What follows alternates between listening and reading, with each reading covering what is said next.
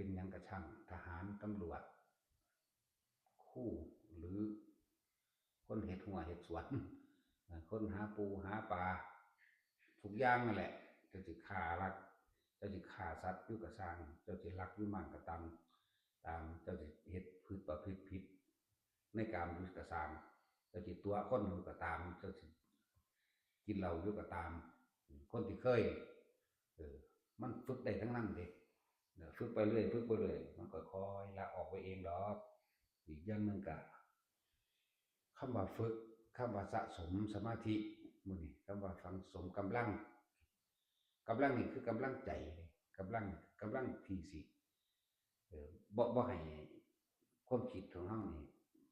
ไปปนขี้ขาเมื่อไหร่ฝึกก่อนนอนก็ได้อยากจะบอกว่าได้แล้วผู้ใดก็มีแนวทางของมันอยู่แล้วในตนเองฝึกเอาสะสมเอาบ่มีผู้ใดเฮ็ดให้ได้คือกินข้าวล่ะ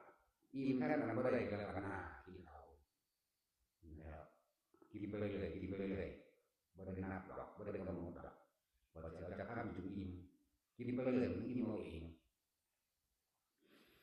ว่าสะสมไปเรื่อยอาชีพใดก็ช่างเฮ็ดเลยบ่เสียหายผู้ใดบ่เบียดเบียนไผพร้อมบ่ต้องไปอาศัยสถานที่ใดๆพร้อมแต่บ่เข้าใจก็มาฝึกสักวันก็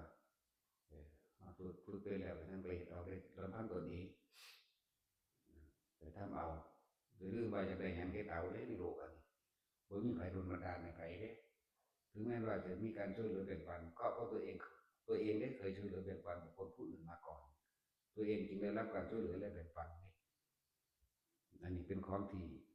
สลับซับซ้อนเข้าไปอีกโดยผู้เร่บทชาติที่เคยเกิดมาแล้วในการก่อนเราเห็นคนที่ทุกข์ยากลำบากน่าสงสารทุกข์